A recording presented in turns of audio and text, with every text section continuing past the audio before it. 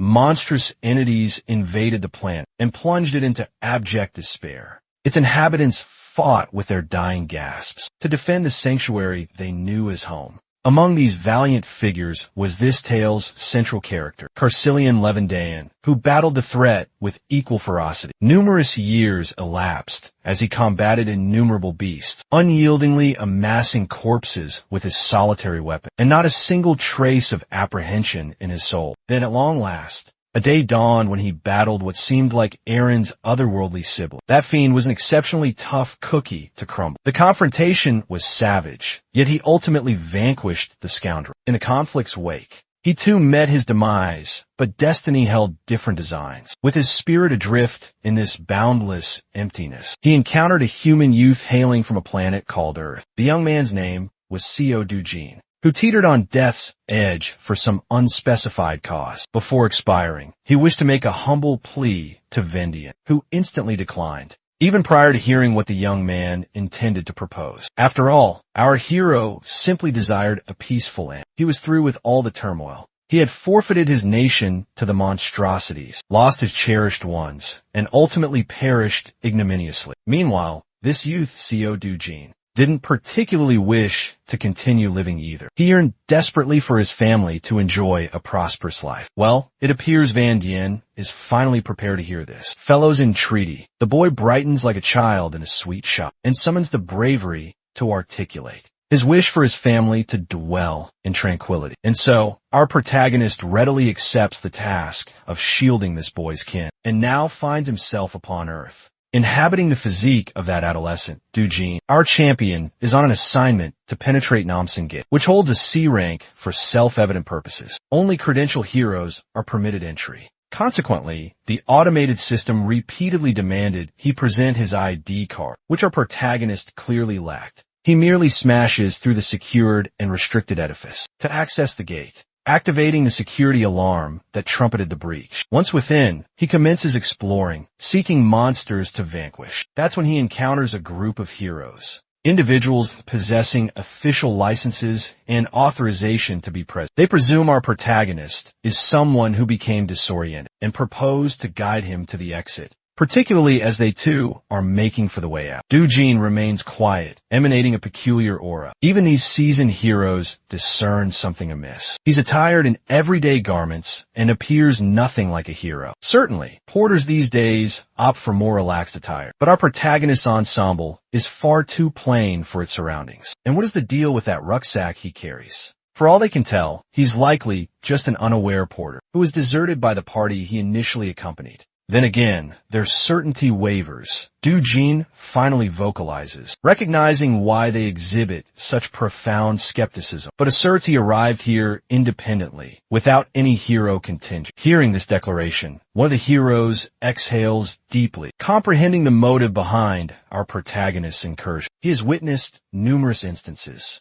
where individuals develop an intense desire to become heroes and hunt monsters after viewing some glitzy television advertisements. But that surge of ambition can lead to a swift demise if they charge into gates imprudently, without adhering to lawful protocols. Initially, one must acquire official hero certification. Then, you undergo training and evaluations. Not to overlook, this gate is C rank for a specific cause. If you're a novice commencing your career, you'd better locate an F-rank gate before you genuinely forfeit your life. After heeding this individual's chatter and generously dispense counsel, no one requested, Dujin makes it perfectly clear he requires nothing. Understandably, the hero squad is baffled by this youth, retorting with such a frigid demeanor. After all, they were merely attempting to assist, so they become slightly irked. But the leader instructs his companions to remain calm. If the fellow spurns assistance, then so be it.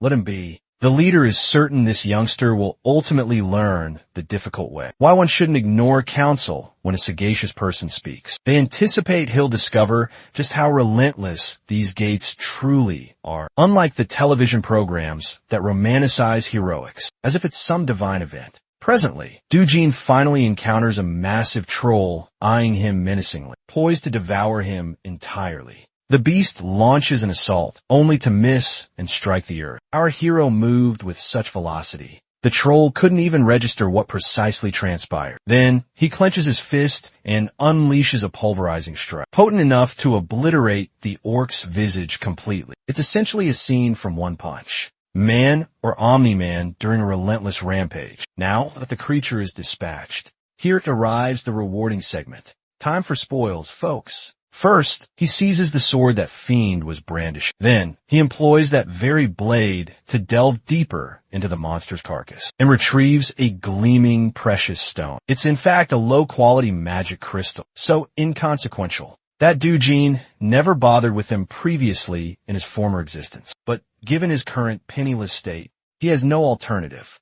Suddenly, additional monsters inundate the vicinity, enraged upon witnessing their comrades' decapitation. Doujin pivots and hurls the gemstone with such speed, it literally vaporizes one of their craniums. The other two imbeciles charge forward, as if harboring some death aspiration they wish fulfilled. Well, Doujin is more than pleased to oblige. While he's unleashing destruction, we revert to the contingent of heroes, laboriously navigating this monster-ridden domain. Presently, their thoughts remain fixated on the meeting they experienced with that young individual. The orange-haired woman is genuinely concerned for Doujin's safety, apprehensive he might meet his end. But the group's leader reassures her that's highly improbable. If he is some unaccredited person who intruded into the gate, operatives from the control facility will locate him shortly. Those operatives on assignment are invariably B rank or higher. And since this gate is C rank, there's absolutely no chance he's perishing here. As long as the youth refrains from recklessly confronting monsters, he stands no possibility of losing his life. The bald-headed man concurs with his leader's judgment. He's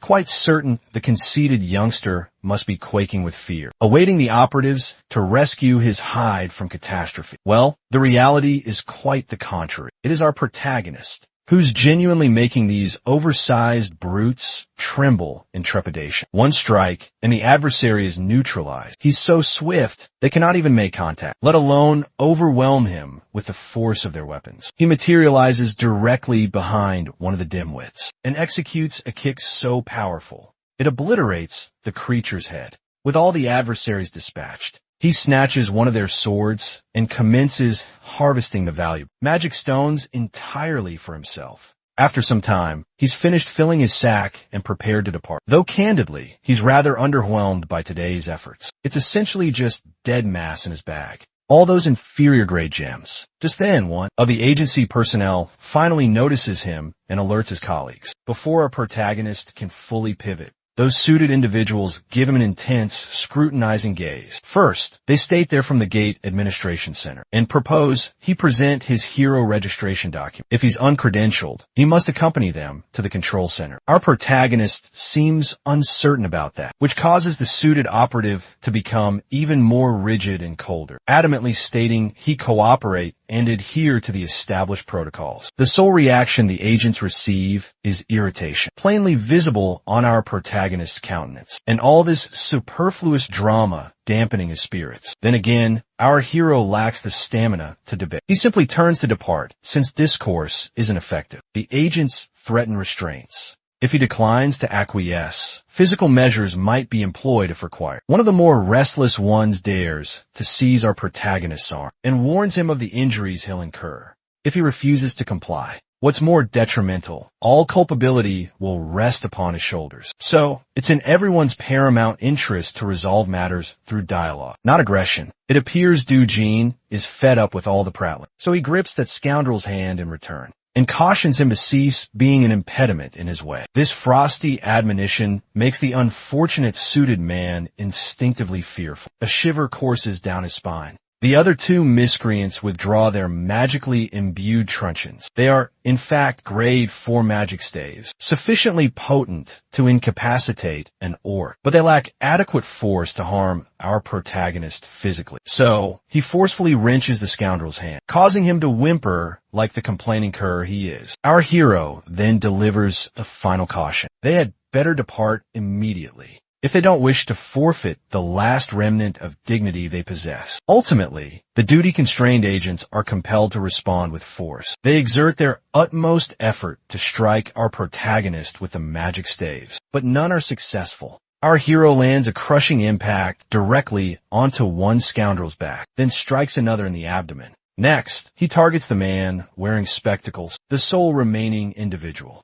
The last fellow senses what's imminent and becomes apprehensive. Dujin moves like a phantom, disappearing into the ether, inducing the scoundrel to panic at literally observing a man vanish. Then, from seemingly nowhere, a furtive punch lands squarely in the solar plexus, causing the scoundrel to recoil backward in agony. It appears Dujin is weary of all the nonsense and operatives pursuing him, so he finally contemplates registering as a hero. After all, the agent assures him that as long as he refrains from illicit or unlawful activities, no operatives will be actively seeking him. Dujin then inquires about this phenomenon called a rift, a query that completely disconcerts the agent. A brief overview of this world's mechanics. There are numerous conduits connecting to an alternate dimension where peculiar monsters reside. These conduits are dispersed throughout the globe. The gemstones extracted from monster remains are utilized as novel energy resources, rendering them exceptionally desirable. Consequently, the government supervises these conduits to preserve complete dominion over each one. Every government, regulated and accessible conduit for heroes is termed a gate. Conduits that are not regulated or secured are identified as rifts. Returning to our protagonist, who finds it exceedingly irksome that these agents shadow him constantly, accusing him of unauthorized entry regardless of which gate he traverses. The hapless agent clarifies that if an uncredentialed hero accesses a gate without authorization, the control facility is automatically alerted, and operatives stationed nearby are dispatched forthwith. Since our protagonist is considering entering a rift, the agent emphasizes these aren't as readily accessible as any gate. Unauthorized entry into a rift incurs severe repercussions. Normalmente no negotiated settlements. Dujin shows no interest in hearing any of this, so he seizes the unfortunate man by the face and discards him aside like a refused sack. By now, the pitiable agent laments not contacting command. This predicament is far beyond his designated authority. Before departing,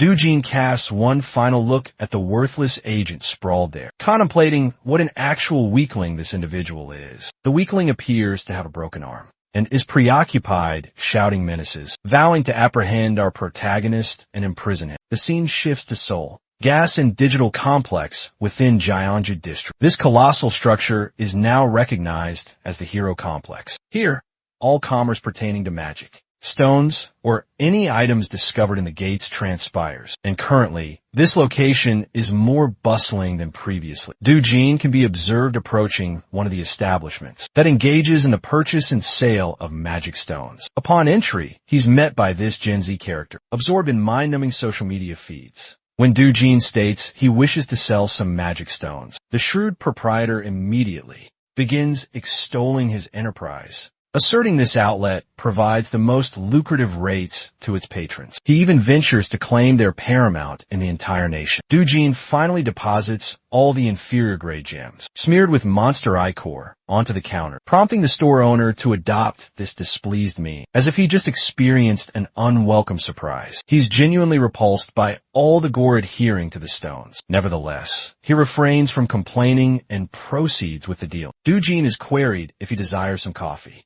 while the stones undergo evaluation. A short while thereafter, he is partaking of coffee, while the proprietor meticulously cleanses the gore from the stones. Subsequently, the owner tallies the total sum payable. There are 12 low-quality magic stones, 16 medium-quality ones, plus 5 superior and inferior grade stones too. After subtracting a 40% commission, Dujin is slated to obtain approximately 5.5 million won. Well, our protagonist isn't entirely content relinquishing 40% as commission. It simply feels inequitable, because he undertook all the hunting and expended his time. So how on earth does this charlatan believe he's warranted nearly half the proceeds? The shop proprietor proudly asserts he's being magnanimous, levying only 40%, particularly since every rival in this trade charges 45% or greater. He's so self-assured that he even permits Dujin to reclaim his stones if he dislikes the offered sum.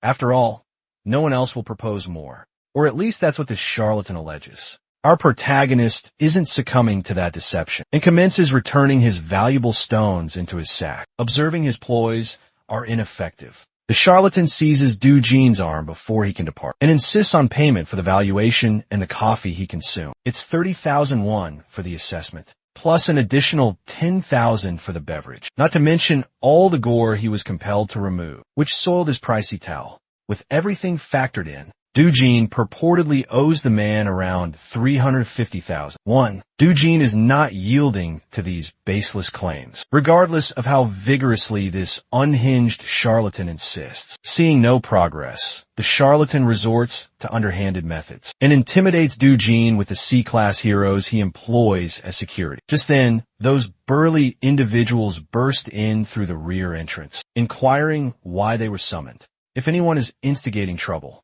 they stand ready to address them. Doo-jin, in retort, directs a piercing gaze at the charlatan, who returns the stare with equal ferocity. Some time elapses, and the scene shifts to the petrified, perspiring visage of a shop proprietor who had been behaving arrogantly as if he were the protagonist. But he received a harsh lesson when Doo-jin neutralized his three enforcers, effortlessly, making it evident who the true main character is. My champion then approaches the counter and deftly renegotiates the commission down to a mere 1%. No rebuttals permitted, we all recognize. There's no disputing when someone like Doo-jin is staring directly into your very essence like that. So the agreement is finalized, and Doo-jin departs with a substantial sum of money for the spoils he gathered with his exertion, or more accurately, his fists. His grandmother and sister are both utterly astounded by the immense quantity of cash. Grandma even suspects Doo-jin is deceiving them with counterfeit currency, but the young man swiftly dispels that notion, stating the funds originated from lending money to an acquaintance who launched a venture that ultimately proved highly successful. Grandma is uncertain if her grandson even possesses such a friend. He attempts to persuade Grandma with another fabrication, that it was a companion from his youth.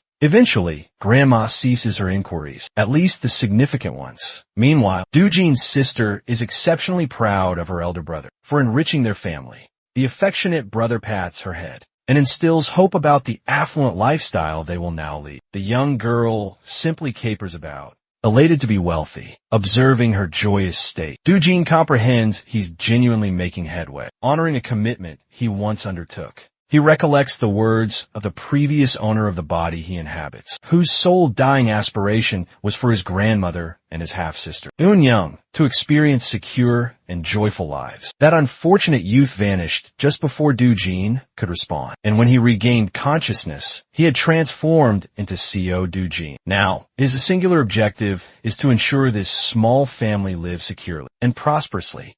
For that, he intends to acquire the most secure residence in Korea, which presently is valued at 110 billion won. For him, amassing wealth won't pose a challenge, as long as he regains his original capabilities. This realm shares numerous parallels with the one he originated from, the one that was annihilated. The sole significant disparity is that rifts, gates, and monsters here are all considerably feebler than in the world he once witnessed succumb to him, who bore the epithet Sword God in his prior existence. This place is merely a training ground. Thus far, he's only been operating at 1/10 of his inherent power. Abruptly, there's a rap at the door, and the caller states he wishes to meet CO Doo-jin. Our hero rises and opts to respond. As he unlatches the door, he discovers two ruffians standing without. These individuals are present to collect a debt Doo-jin owes an exorbitant 48 million. Observing this, Doo-jin is certain these are predatory lenders. The original CEO, Doo-jin, borrowed funds before he departed this realm permanently, though it was initially intended to be merely 5 million won for his grandmother's medical expenses. These individuals are imposing outrageous interest rates to demand tenfold the principal sum. Shortly, they learn he's been acquiring money through Gates recently, so they require him to produce the cash, since it's all stipulated in the agreement. But the sole recompense these scoundrels receive is a jaw-shattering blow, squarely to the large man's face. That solitary punch sends the unfortunate thug reeling, leaving his accomplice with his jaw agape in astonishment. Our protagonist then fixes the lanky scoundrel with a lethal glare to remind him that over 9 million won has already been settled. So, if one performs the calculation, these scoundrels should be remitting interest in. With another strike, that makes the scoundrel wail like a coward. Doojin instructs him to inform his superior that Doojin intends to pay a visit. The scene then transitions to the shopping center, vibrant with activity. There, we observe sweet little Eunyoung's face aglow, a child within a teddy bear emporium. Doojin brought her here for a purchasing excursion. Today, she is at liberty to acquire anything she desires. You understand? Our protagonist wasn't invariably that tender-hearted individual in his former existence. It's the original Doojin's recollections that reawakened his suppressed sentiments. It warms his core to witness how benevolently Doojin treats Eunyoung, even though she is merely his half-sibling. So, he wishes to persist in the same manner and ensure he bestows all the affection he can summon upon this young girl. The little girl ultimately selects a plush toy she truly desires. It's a diminutive, yet charming bunny. She chooses it modestly, ensuring she isn't being profligate. But Doojin selects a considerably larger stuffed animal for her. He doesn't want her to exercise restraint whatsoever. It's her special occasion, and she can choose whatever her heart wishes, without a second thought concerning finances. They both indulge in some delectable cuisine as well, as they savor their repast. An unknown voice articulates our protagonist's name. It's a middle-aged woman, escorted by a retinue of bodyguards. This portly, mature woman appears to be yet another detractor, who delights in disparaging our protagonist. Initially, she criticizes his subpar taste in attire. Then, she scrutinizes the girl seated beside him. She's audacious enough to deliver a taunt, implying he must have impregnated someone and fathered this girl, much like how his own mother brought him into existence. Naturally, these cutting remarks enrage our protagonist beyond measure. Meanwhile, the young girl is oblivious as to this lady's identity, or why she's denigrating them so nonchalantly. This mature woman then swiftly directs her focus to the girl and inquires about her name. The girl identifies herself as Lee Eunyoung, which makes this disparaging woman realize she's Doojin's sibling. Out of ingrained behavior, the woman also criticizes her garments, labeling her unkempt. This shrew isn't sparing her late mother either, and all of this is severely aggravating our protagonist's temper. But for some rationale, he's suppressing it all, not attempting to react aggressively to her instigations. Even this mature woman is quite taken aback by how Doojin maintains his composure, not yielding to her provocations. So, this vixen decides to escalate matters further. This odious individual is audacious enough to ask a minor the definition of prostitute. Well, that is the ultimate provocation. Doojin erupts and calls her a hideous female belonging to a clan of orcs. Naturally, the woman is left wide-mouthed and utterly stunned. After being completely blindsided, let's provide some background to comprehend why Doojin has endured this woman, only to a certain extent. You see, Doojin was an illegitimate offspring and experienced destitution. At the young age of 7, his mother passed away, and he narrowly reached his father's residence, with his father remarrying another woman. He was ostracized by all. It merely deteriorated after his father's legitimate spouse bore a male heir, and Doojin was utterly disregarded. Circumstances became so dire that he was evicted from the very home he occupied. Thus, he resided with his half-sibling at his grandmother's dwelling. As our protagonist reminisces, he feels compassion for the original Doojin, who had to withstand all this, and yet attempted to maintain a cheerful facade, as if he experienced no suffering in his life. But now he desires to alter everything. It appears this woman is his stepsister, which clarifies why he was attempting to restrain himself. But he will no longer condone her behavior. He recalls how he cohabited with this orc-like woman, and she remains just as repulsive as before. Not only is her character flawed and her visage orcish, she's also profoundly unintelligent. He further demoralizes her by delivering scathing remarks on how she's a catastrophe afflicted with an inferiority complex. That's the sole rationale she displaces her insecurities onto others, by labeling them unattractive. She's merely a fortune hunter fixated on others, and that's the unvarnished truth the world ought to recognize. As he persistently crushes her beneath his sharp verbal assaults, the entire shopping complex observes them, as if they're the focal point. The orc-like lady is thoroughly vexed and on the verge of losing control. But then Doo-jin's stepmother makes her entrance. Seeing her mother, the orc-like lady approaches her like the petulant brat she is, lamenting how this youth just verbally subdued her. But this mother is incensed to see her daughter whining thus, and silences her with a frigid stare. Frankly, our protagonist is quite a formidable stepmother. Initially, I even mistook the orc-like lady for his stepmother. The attractive matriarch directs her attention to our protagonist and acknowledges him with supreme elegance. She's extending an invitation for him to return home and socialize for amusement. But Doo-jin is acutely aware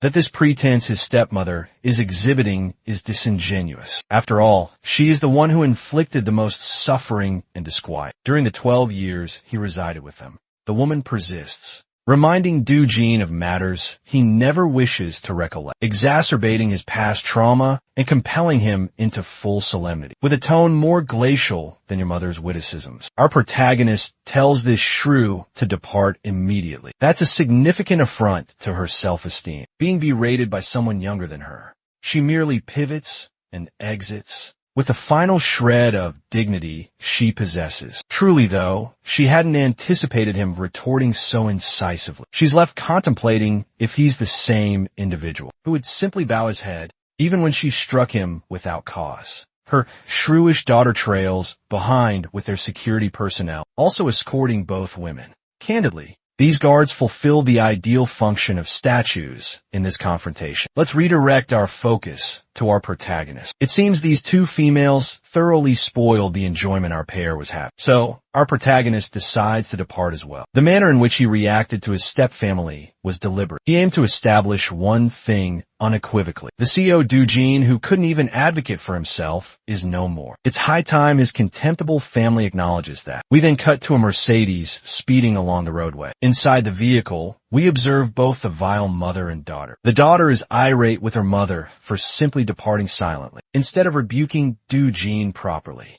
as she expresses her exasperation and reviles our protagonist for the indignity they endured. The mother commands her aide to explain why Doo-jin remains alive. Well, the bald man has no idea how this individual is still living. It contradicts the intelligence reports. The woman vociferates at maximum volume about the utter nonsense this man is uttering. How on earth could he be alive? If they ensured the task was executed and finalized, the unfortunate man assures her he will reinvestigate the situation and guarantee this time the assignment is carried out correctly. Meanwhile, the despicable daughter is entirely unaware of what her deceitful mother has been contriving all this time. She's perturbed hearing discussions of killing and perishing. Eventually, the mother presents a query to her daughter, speculating if she harbors affection for Doo-jin. This catches the portly girl unawares, causing her to blush and become discomposed. Actually, she's anxious about Doo-jin dying because if grandpa or dad discover, they will face severe repercussions. The mother seizes her daughter by the jaw, forcefully enough, and instructs her to remain entirely uninvolved in her affairs. The mother is resolutely determined to claim Doo-jin's life, with no intention of sparing him, especially not after how he dared to retort to her. Eliminating him is the most fitting retribution she can devise. 1 decade prior, the world descended into pandemonium with the advent of the rift. This dreadful dimension spawned monstrous beings emerging from the interdimensional passage, driven by the purpose of annihilating humans on detection. Their reign of terror did not cease. It was unremitting and ultimately ravaged the world, marring it with razed cities consumed by infernos. However, much like the manifestation of the shadowy entities, there arose the appearance of enlightenment in the guise of courageous combatants known as the heroes. With their arrival came the initial finding of mana stones, extracted from the remains of the vanquished monsters. Returning to current events, Doo-jin is en route somewhere, musing on how mana stones swiftly altered the globe's reliance away from conventional energy supplies, owing to their crucial function. Nations resolved to concentrate their efforts on the nascent rifts, essentially asserting precedence over them to procure resources. With the present global situation unfolding, all of its technological advancement is entirely contingent upon the notion of gates and the necessity of heroes. And as a consequence, The vocation classifiable as a hero yields substantial remuneration. A dependable, lucrative income can only be secured by becoming a legitimate hero. Dujin has reached his intended location, and it is in fact the Yongdangpo HCS capital premises. I realize that's quite a designation, but you all will soon understand his purpose here. He finds himself stepping into the structure, and at initial observation, the chief and his associates resemble your typical commonplace ruffians who aim to intimidate others with their unpleasant faces. But Dujin remains quite composed regarding the circumstances. The boss extinguishes his cigarette and remarks on our protagonist's temerity, not only to thrash his underlings, but also to appear at his doorstep. It genuinely demonstrates that Dujin truly doesn't care one iota about anyone. He astutely informs the organization's proprietor that, in truth, it is actually Dujin himself who has suffered a significant detriment. That assertion is preposterous from the perspective of the boss. So he requests an explanation of our protagonist's meaning. Dujin elucidates that, in fact, he has arrived here to obtain his rightful indemnification. After all, he has undergone psychological, corporeal, and financial damages all this while, due to the presence of these buffoons. With his potent and grave pronouncements, the boss has perceived one notable alteration in the youth's demeanor. Something concerning the lad has transformed. He is no longer the meek-spirited or the amiable individual he once was. Then there's the supplementary proof that this very same youth decimated the henchman he dispatched to his residence. All factors considered, the boss's primary conjecture is that Co. Dujin must have undergone a singular type of empowerment through his ventures in the gate. Despite this awareness, the man still opts to behave haughtily and informs Dujin that his recently acquired self-assurance, stemming from his awakening, will precipitate his own downfall. The charlatan admonishes our protagonist for being excessively confident in his prowess, and to substantiate his assertions, he summons a throng of surly men to cow him. Naturally, he can assemble all the brawn he requires, but to the seasoned sword god, they are virtually insignificant creatures by comparison. The boss is speaking utter nonsense and declares that even those empowered individuals ultimately meet their demise, like mere burdens and inferior grade heroes. Ultimately, the most ludicrous aspect, friend, is his presumption that Co. Dujin and that his syndicate can effortlessly crush someone as feeble as that. Meanwhile, Dujin is just reclining on the settee in the periphery, while 5 individuals are glaring at him intently, without betraying even a trace of mirth. He commands the boss to promptly resume his seat. The boss is astounded to hear him persist in speaking with his prior inflection, while Dujin underscores with a grave countenance that he hasn't finished speaking. Hearing him utter something of that nature, one of the men decides to become overly confident and confronts Dujin rather comically. Our protagonist cheerfully removes his spectacles, further adding to his bewilderment. And then he delivers a Mike Tyson ballistic universal machine gun rocket, punch 9,000 squarely to his unfortunate face. The fellow is sent hurtling from a force, while his companions are utterly speechless. But that's not the entirety, because the thrashing is distributed amongst the group, as Dujin fells another one. Bear in mind that while he's pummeling them, he's also calmly articulating his arguments, imparting his awareness of the boss's clandestine, illicit activities, beneath the guise of a money-lending operation. Dujin targets an orange-haired ruffian for a strike, and demonstrates his knowledge of the forged identification racket he operates, having landed his blow. He informs the boss that he seeks a hero credential to officially register as one and generate income, evading the strike of the final adversary. Dujin retaliates with threefold the intensity, and that's how he incapacitated the entire contingent with his unique incapacitation method, effective 100% of the time. Dujin persists with his stipulations, declaring his need for a flawless identification that won't cause him any complications in the future. The boss is left utterly dumbfounded by what transpired within a mere matter of moments. Our protagonist reminds him that he has only a single day to produce the credential. For him, some of the men, incidentally, did not engage in the altercation, which is a testament to the non-player characters, because they're the sort to confront deities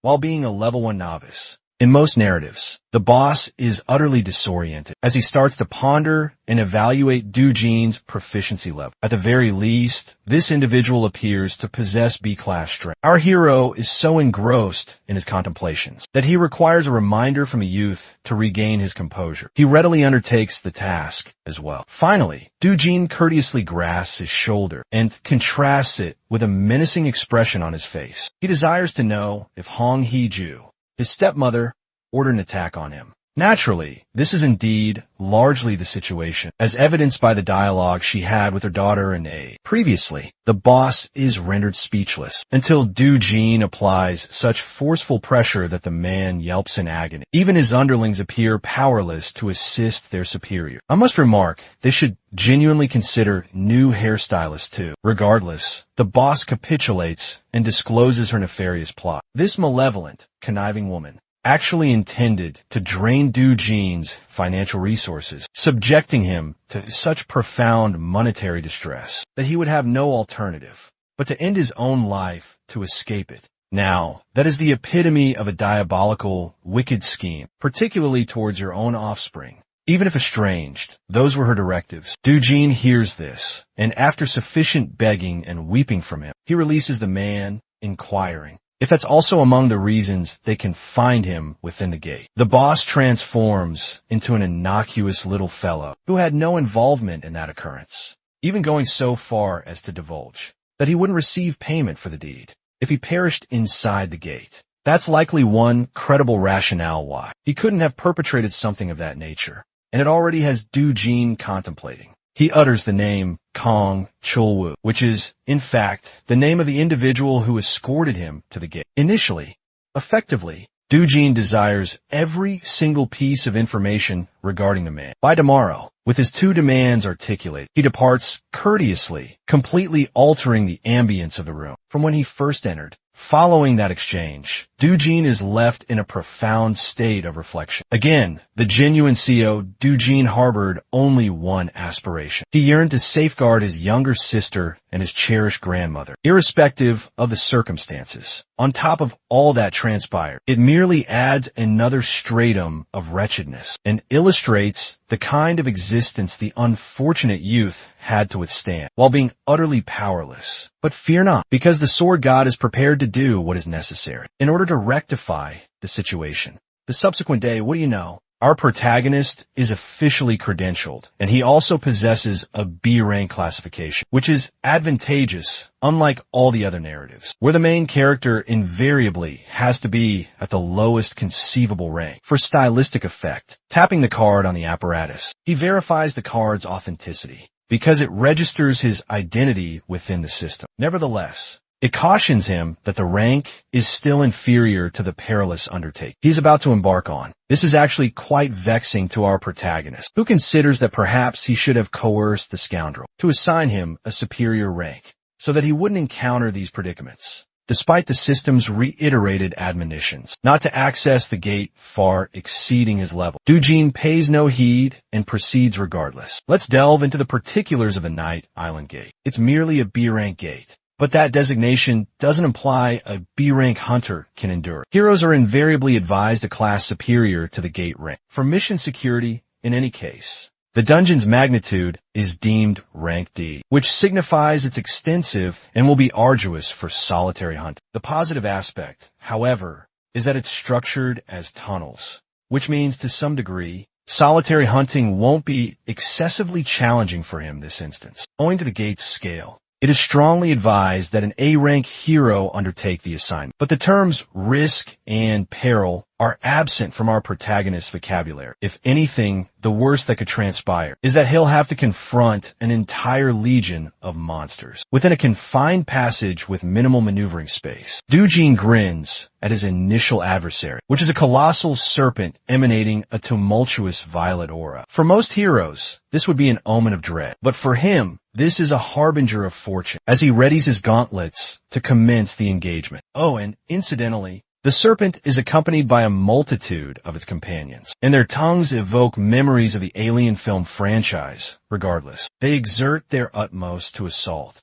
But it's futile because our protagonist is such a formidable combatant that he snatches and amasses the mana stones, as if the monsters never even existed. The Black Killing Viper is a category of monster renowned for its hyperpotent paralytic venom that can incapacitate anyone even with the faintest contact. With that in consideration, Doujin charges, propelling himself at projectile velocity, and launches a full-force assault. In a brief interval, he's about to lacerate and dismember the creature across its entire physique, splattering ichor until he bisects the monster. With the creature vanquished, Doujin inspects his accoutrements. The gloves he procured are ensuring the venom doesn't make contact with him, and for the cost of 300,000 won, they're performing admirably. Resuming the hunting endeavor, Doujin redirects his focus to 4 additional of these grotesque, apterous reptiles and commences obliterating their craniums with his potent velocity. More and more ichor erupts until the vipers are dispatched to the hereafter. Doujin stands there, occupied with searching for a multitude of magic stones by excavating them from the monster's flesh. To his chagrin, there are no magic stones present, but this aligns with the regulations of the prior, or the original realm, and in that, these monsters only possess a drop probability of 3% for mana stones. This signifies that he must hunt down at least hundreds of them for substantial spoils. Proceeding on his path, he discovers Mr. Skeletal Head. You might assume it's the boss, but Doujin holds a different perspective. And as he queries the oversized serpent if it's the boss monster, because certainly the snake will respond like a close confidant anyway. Doujin deems it fortunate this large creature appeared, because he will no longer need to fret about becoming disoriented. Launching into an immediate assault, he intends to conclude the battle swiftly to return homeward, but then an unforeseen event occurs. Despite having successfully delivered a forceful strike, his punch has no discernible impact on the creature. Our hero merely inscribed a mark on its head instead. While he's airborne and incapable of evasion, the creature smashes him into the wall with its caudal appendage. Doujin sits there, having crash landed. It likely provided him a stark realization regarding the boss monster's mind. I believe the creature brandishes its venomous fangs and hisses at him, much like an average girlfriend when famished. The creature endeavors to bite him, but fortunately, he sidesteps the attempt. Utilizing the impetus of his evasive action, he springs right back into motion with a potent punch that connects with the creature's physique and inflicts more fissures upon its hardened carapace. From this second assault, one thing has become evident to him. The boss monster possesses an exceptionally tough exterior, rendering it a greater adversary than the remainder of the vipers he dispatched. The carapace is so formidable at his current level that he cannot breach it with a solitary strike. This inverts the predicament for him, making him question if he should adopt a different combat approach. At his original prowess, the sword god would utterly dominate this beast. But then, suddenly, he perceives something. It's the sword of the warrior who perished battling the boss. And now you all are about to discover why he's dubbed the sword god, and not the fist god. Even though the weapon is exceedingly battered after the conflict, he seizes it, believing that a sword is only as proficient as its wielder. With that understanding and the blade in his grasp, he advances towards the monstrous serpent.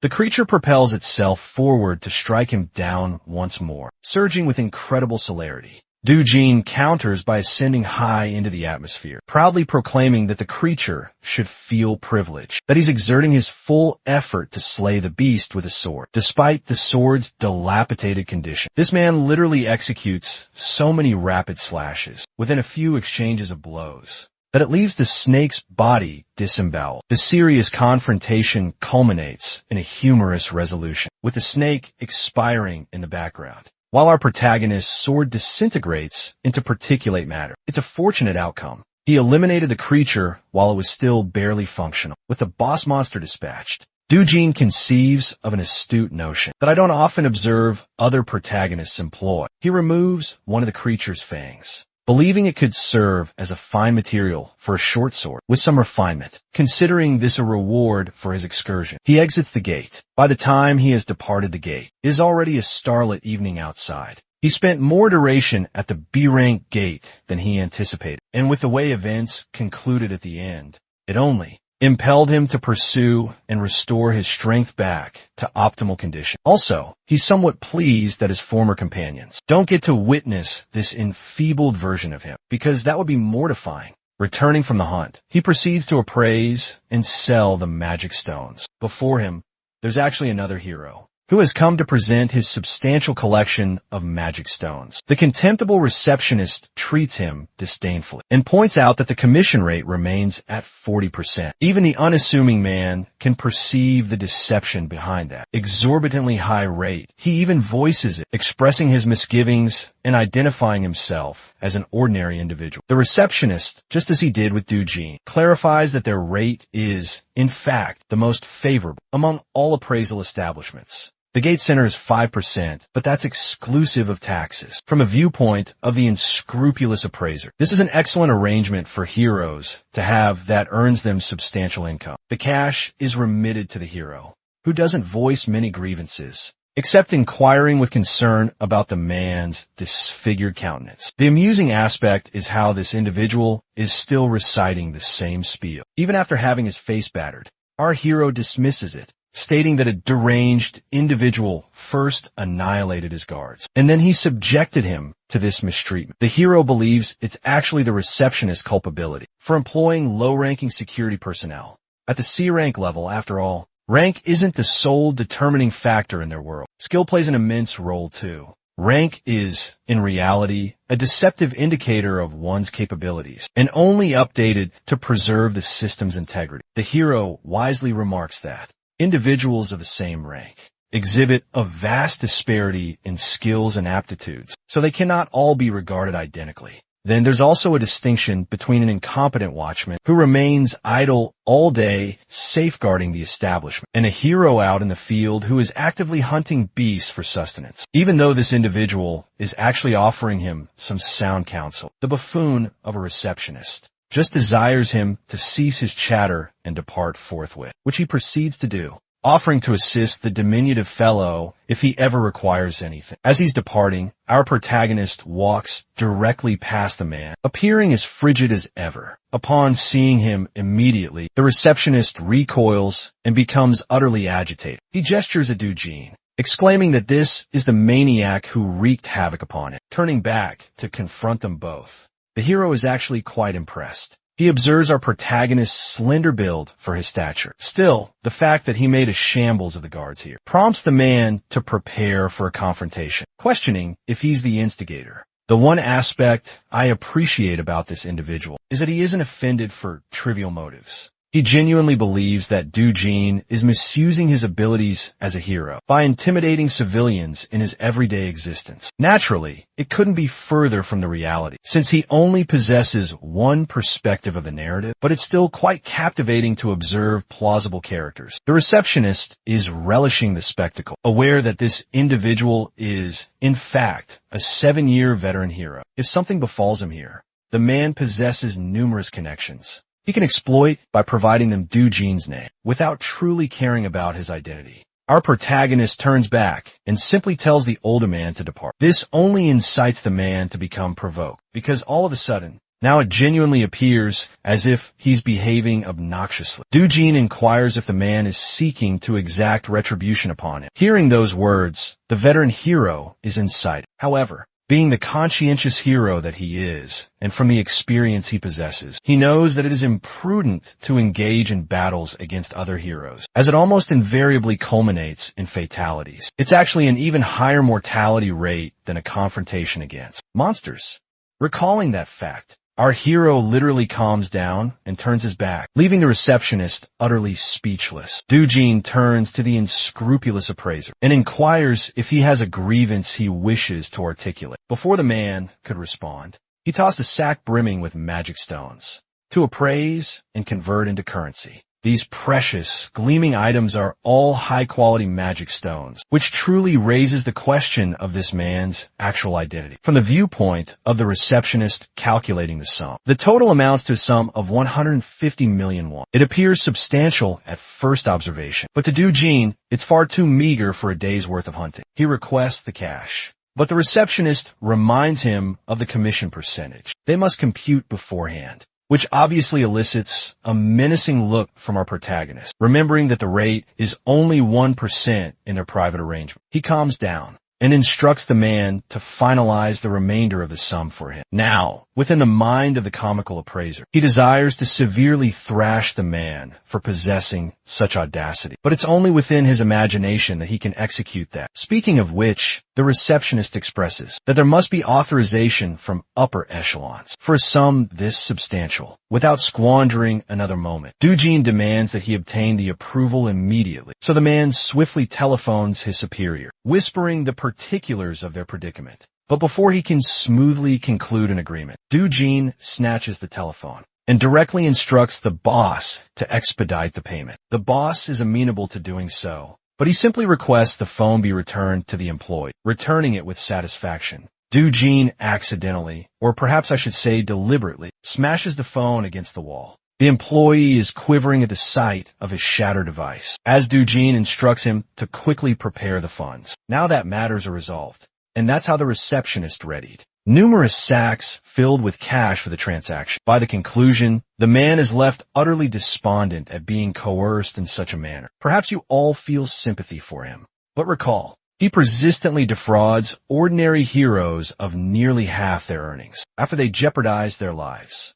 He's a scoundrel. 10 minutes elapsed, and the boss swiftly arrived at his establishment, enraged as to why his employee wasn't answering the telephone. The humorous aspect is that the receptionist concedes defeat and tenders an immediate resignation. The boss then observes the man's phone shattered against the wall, providing him a clear understanding of what transpired. Witnessing this, he withdraws his phone to contact Juyong, requesting her immediate presence. Juyong appears to be a renowned young woman, adorned with beautiful purplish-pink tresses. She's so widely recognized in public that people are acclaiming her name as Hyun Juyeon and treating her akin to a celebrity. Not to overlook that she appears exceptionally stylish in that attire. She arrives at the establishment and astounds the receptionist with her presence, offering him a pleasant salutation with a smile. There's a significant rationale why everyone is creating such a commotion about her. She's the nation's 4th S-rank hero in the hierarchy, nothing short of extraordinary. People have circulated conjectures that she's the boss's niece, but then it makes him question her purpose here. Corroborating the assertions, Juyun expresses that she was summoned here at her uncle's behest to address a reckless hero. Intrigued by the circumstances, the fashionable S-ranker takes a seat, prepared to hear the unfolding situation. In the subsequent scene, we can observe our protagonist with his impeccably sculpted physique, meditating outdoors under the sun. It's accurate that he has been hunting for an entire day, and yet the rewards he garnered from it were not exceptional whatsoever. With the current trajectory of events, he's apprehensive about the future. Primarily and most importantly, he needs to attain a level where he can independently clear S-rank gates. That signifies he must train to reinstate his original prowess. You heard that correctly, gentlemen.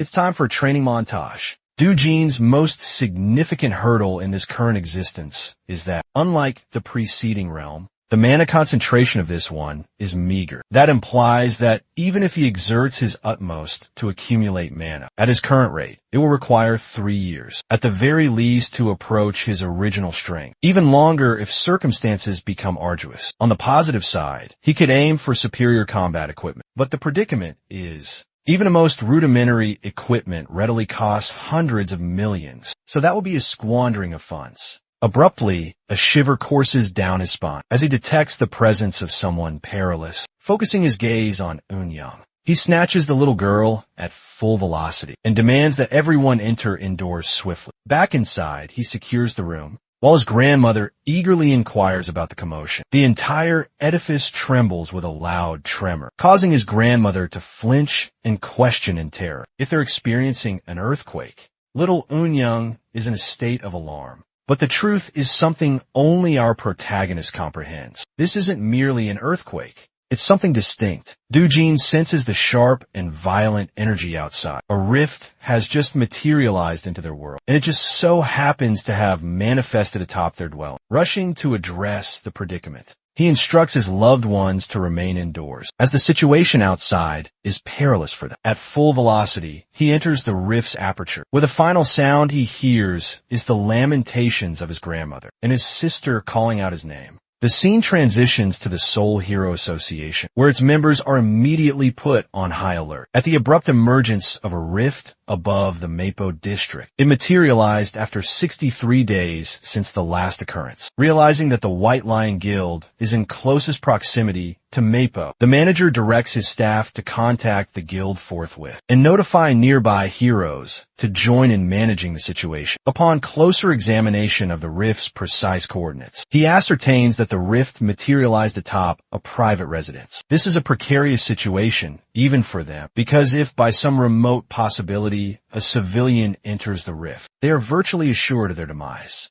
Not to mention that the rift will not permit anyone else to enter subsequently. And if the individual inside perishes, it will unleash a torrent of rampaging monsters within 10 days, causing pandemonium and devastation for the inhabitants of the region. The monster onslaught would become so unmanageable that Soul's safety will be entirely compromised. The manager is inquisitive about the individual who interact and access the rift. It transpires that they are aware Co. Doojin has taken initiative, as he is the occupant of the dwelling. According to his grandmother, he entered the rift to safeguard his family from this intelligence. They are under the supposition that he is not a hero, and that complicates matters, because the likelihood of an ordinary civilian returning from the rift is virtually non-existent. This causes the entire staff to experience despondency and powerlessness regarding the situation, as they are incapable of any action. In the subsequent scene, we actually encounter Doojin's infuriated stepmother. Vexed upon hearing the intelligence of his newfound awakening, she cannot credit her ears.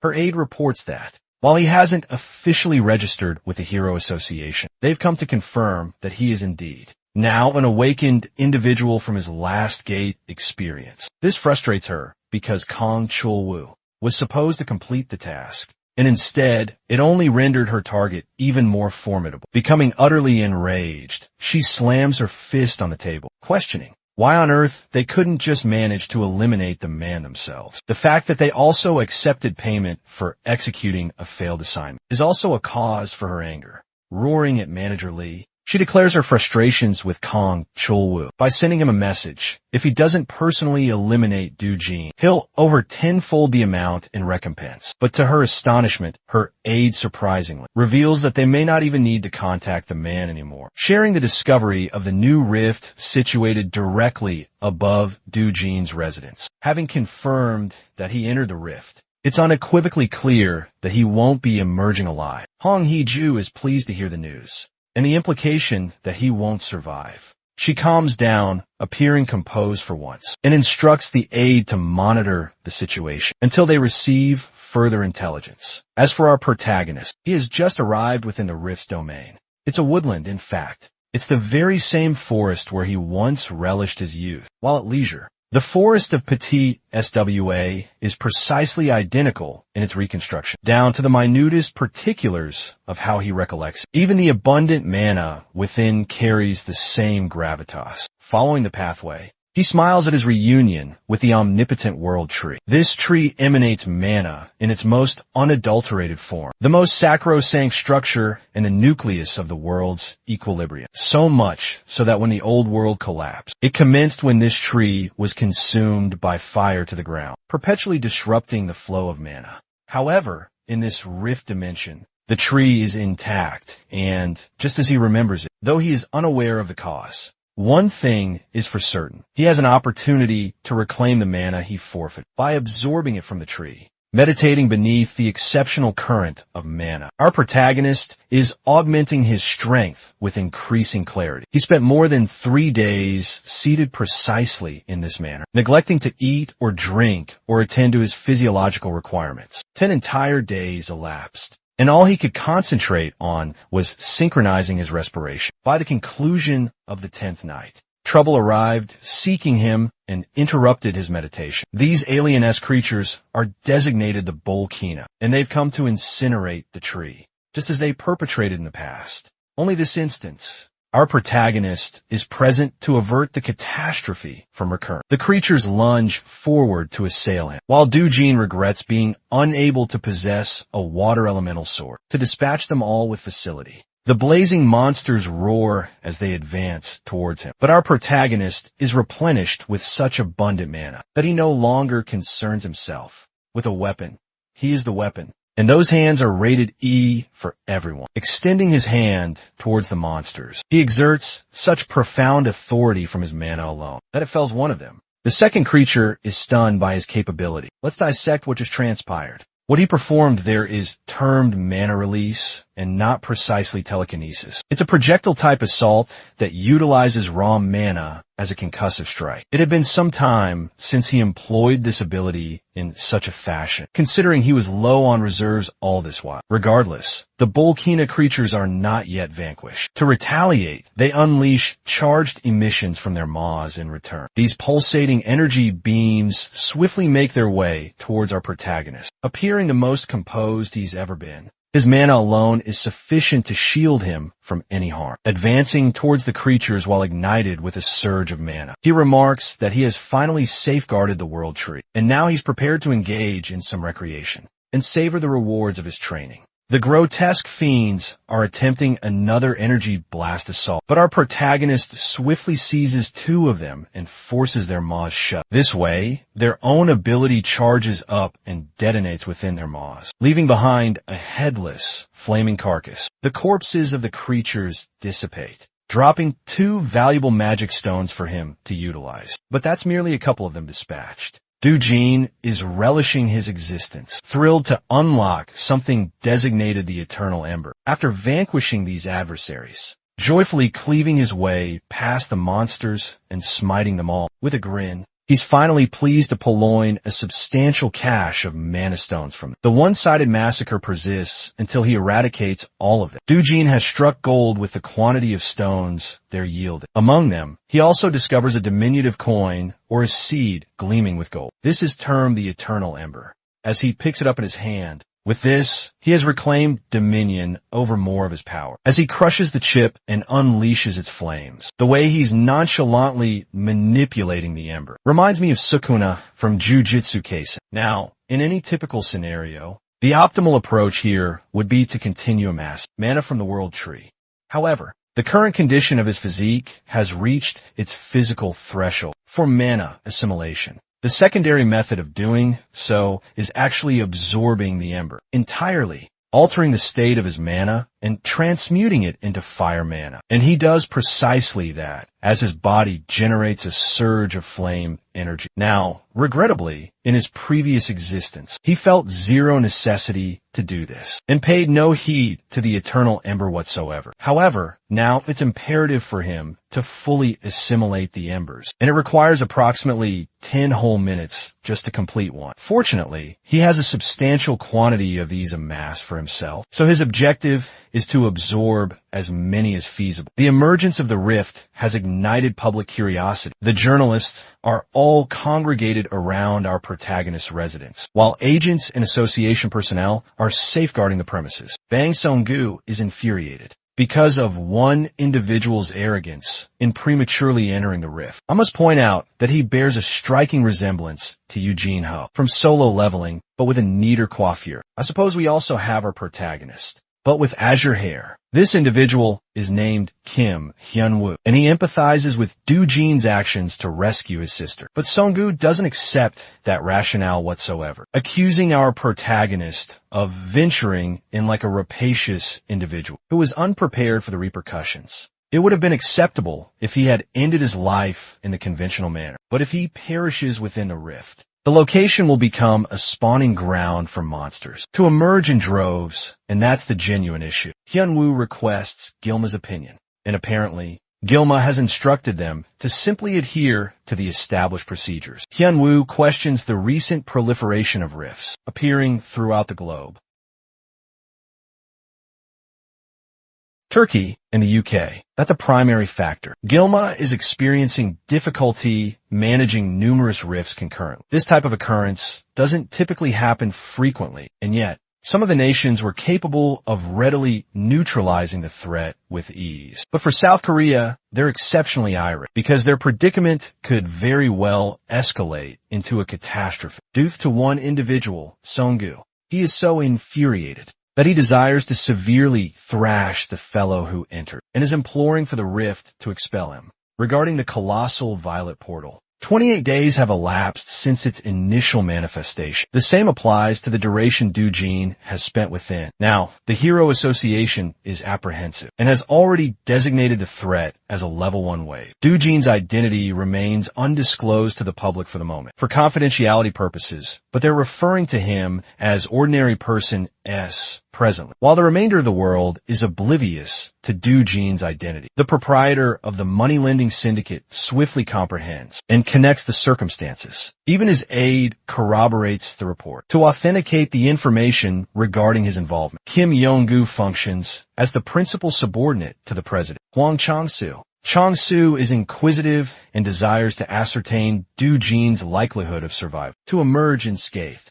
Yes, I uttered the phrase as a tradition of this channel. The One Piece is genuine. Proceeding, the aide is quite resolutely certain that an ordinary individual possesses roughly less than a 1% chance of survival. But the mere insinuation of Doujin being regarded as an ordinary person etches an amused smile upon Chang-su's countenance. That same purported regular individual hospitalized his men and left them bandaged for weeks. From the global perspective, they are grossly misjudging the capabilities of the one civilian who ventured inside the rift. Now Chang-su is also keen to learn the survival prospects of someone as an awakened individual. For that, his aide opines that it would ultimately hinge on the hero's proficiency level, and it's arduous to render a definitive assessment without precise intelligence. Even Chang-su concedes that combat prowess differs from sheer survival aptitude, and then it introduces an entirely distinct stratum of complexities when you're situated within a rift of all predicaments. Regardless, one thing is for certain, the scoundrel hasn't altered his methods. Chang-su desires to safeguard Doujin's family, but not for altruistic motives. Nay, this reprobate intends to traffic the organs of his loved ones in the event he doesn't return. And even if he does, he's going to impute the burden of debt upon him for providing care. This man is the personification of a parasite. The scene shifts to the captivating world tree. Here, our protagonist is fully immersed in his training regimen, as his physique is now suffused with flame mana. He doesn't even register how much time has elapsed, but he's been diligently training by assimilating hundreds of the fire stones. With this, he has amassed such abundant fire mana that he can utilize and manipulate it in any manner he deems appropriate. Not to mention, his resistance to flames has augmented as a collateral benefit, comparing his former self with his present self, solely based on the fire attribute. He believes he has surpassed his past self in a minor capacity. By mastering this capability, embracing the world tree, he shares a poignant moment with it. It has consistently served him in times of necessity, both in the past and even presently. Consequently, Doujin is appreciative of everything it has done for him. As for his mana stones, he has fashioned a small pouch using tendrils to store them all, with the stones gathered and secured. Doujin fully comprehends that he will likely never behold the angelic tree again. But even still, he harbors hope for their paths to intersect if the divine tree ever finds itself in peril, because when that transpires, he will be prepared to defend it with his very existence. Now, I'm unsure about you all, but I truly, and I mean genuinely, savored this tender scene that evening. Doujin finally ventures out into the external world, emerging from the rift as a complete entity. Fortunately, he doesn't detect anyone nearby, suspecting that most individuals likely presumed he had already perished within, and that a monster onslaught would erupt at any moment. However, he does perceive the presence of someone formidable in the vicinity. Deciding to pursue them, he hastens to locate the origin. Shortly thereafter, he encounters the two agents, one irate and the other composed, both Hyunwoo and Seong-gu from the previous encounter. Now he understands that these individuals likely represent the association, judging by their attire alone, which means if he's apprehended by chance, matters will become exceedingly problematic. To address that predicament, he conjures a sphere of flame and hurls it into the atmosphere with a forceful propulsion. That assault ultimately finds its trajectory across the edifice, resulting in a loud conflagration upon detonation. Both Hyunwoo and Seong-gu were on high alert the instant they heard the crashing reverberation, realizing that it is in fact fire they decide to pursue it. There, they discover a throng of people standing in terror. Song-gu questions what on earth is transpiring amidst the pandemonium. Meanwhile, our protagonist is impressed with his flame abilities thus far. Its accuracy is commendable, so it will serve him exceptionally well. In remembrance of his old companion named Tusk, he wonders if the mage would be impressed by his current proficiency with flames. After all,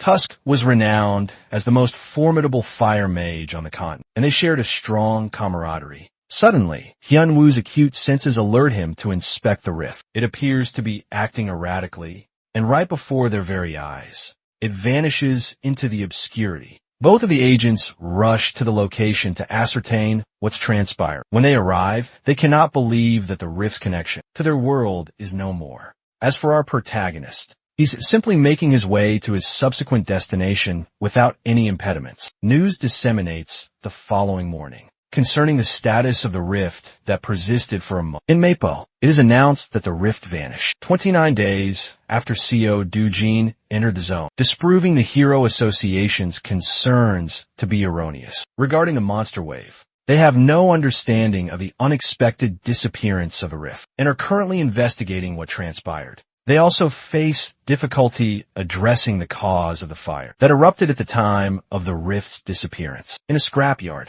Now, this leads most individuals to believe that CO Doojin is deceased, and that this is merely the repercussion of his own actions. Unbeknownst to them, our protagonist is concealed in plain view, observing the conflicting opinions of the populace, as some are sympathizing with the youth who forfeited his life. Regrettably, the disappearance of the rift is heartbreaking intelligence for our hero. He's devastated that he can no longer interact with the World Tree. Even though he cannot safeguard the World Tree, there's still one other entity he could protect in his existence, which brings us directly to the HCS capital once more. Inside, the imbeciles are preoccupied celebrating the demise of Doojin, believing that they can effortlessly eliminate the elderly grandmother and his sister subsequently. Chong-soo is precisely the type of individual to exploit people to their ruin. After all, one scoundrel is discussing how they should permit the little sister to mature so they can utilize her in alternative capacities. While they're conversing without censoring their own pronouncements, a familiar voice greets them and requests their superior. The scene abruptly concludes there, and we get to observe Chong-soo humming and proceeding with his day, contented that Doojin is finally out of the picture and permanently deceased. His aide reviews their schedule for today. Apparently, he's largely unengaged, except for a luncheon with another chief executive. Hearing that, he's pleased because tonight he can revel to his heart's content at a club under Madame Kang's proprietorship. It's essentially meaningless chatter until he steps into the edifice, and as he's ascending the stairs, he finds his men being tossed about like mere playthings. Their ichor is splattered around, and the perpetrator of it all is someone he presumed to be deceased. Our protagonist hurls him to the ground and instructs the odious Chong-soo to grovel back to him like a canine. That bone, chilling directive from him, has the company president quiver. Our protagonist behaves like the genuine leader of the group and assumes his position in his chair. He then reiterates his command to the oblivious Chong Seo, who is still processing the gravity of the shameless directive. Without squandering time, he crawls like a canine. Ruthless as ever, Doojin then orders him to bark, as he deserves to be treated like an animal. His loud and distinct articulation of the command has Chong Seo whining in mortification. It takes a moment for him to bark successfully, but our protagonist is not satisfied in the slightest. Our protagonist personally ensures to make an animal out of him by compelling him to bark repeatedly for everyone to hear. The president is reduced to being less than human, just like the individuals he mistreats. Doojin points out that scoundrels like him only feign obedience superficially, but end up betraying you the moment they find an opportunity. Declaring his odious name, he chillingly informs the man that his life possesses ample experiences dealing with inferior grade humans like him, pleading and imploring for clemency. Chong-soo is prepared to serve like a loyal canine if required, but Doojin has heard enough and delivers a heavy slap across his face. Just that much force is sufficient to incapacitate the man and cause him to expectorate ichor. His aide observes the scene unfold until his name is summoned. Dujin addresses him as the new chief of the company and recommends that he cease working under a scoundrel like him, knowing that these individuals are so predisposed to betray people. He orders the aide to eliminate Changsu with full authorization. Naturally, it's a task too burdensome for a competent subordinate like him. He apologizes and objects by stating that their leader possesses numerous connections. So matters will become exceedingly dire if he's the one designated the chief, instead of Chang Sioyob on his behalf. The aide implores Dujin to spare the man just one additional time. However, Dujin doesn't wish to engage in trivial discourse before them. He suggests encasing Changsu's body in a barrel and eradicating all evidence by submerging it in the boundless ocean. After all, it's merely one of the things these individuals excel at performing, seeing as the boss's underlings are unwilling to comply. Our protagonist adopts a different approach with them. Dujin threatens the entire group that he'll toss everyone into the gate as monster fodder if they don't execute this directive. Yeah, the mere insinuation of that has Changsu reduced to a pathetic wreck. He can't endure it any longer and persistently implores for his life, promising that he will never betray and will always serve under Dujin. Now this puts the hero in a bit of a contemplative state, although he could eliminate Changsu right here and resolve all his predicaments. Something about him has altered in this existence. Acknowledging it himself, Dujin has grown more lenient compared to his merciless past self. So this time, he acquiesces, offering the man a hand. I just know Changsu is about to become exceedingly devout after this, praying to a higher power that he doesn't irk Dujin again. He proceeds to shake the hero's hand,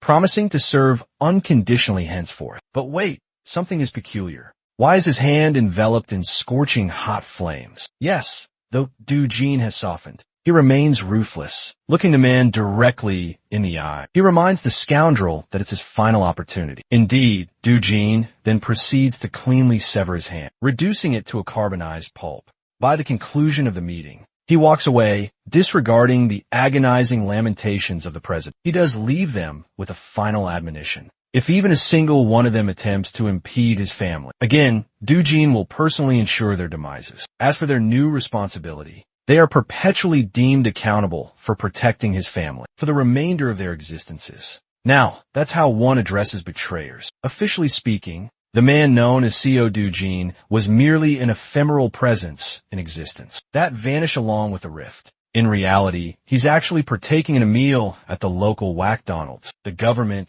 the Hero Association, and all manner of media outlets swiftly moved past him, like yesterday's intelligence. They all regarded the civilian who entered the rift as a deceased man. Even if he emerged and informed the world that he was alive, no one would believe it.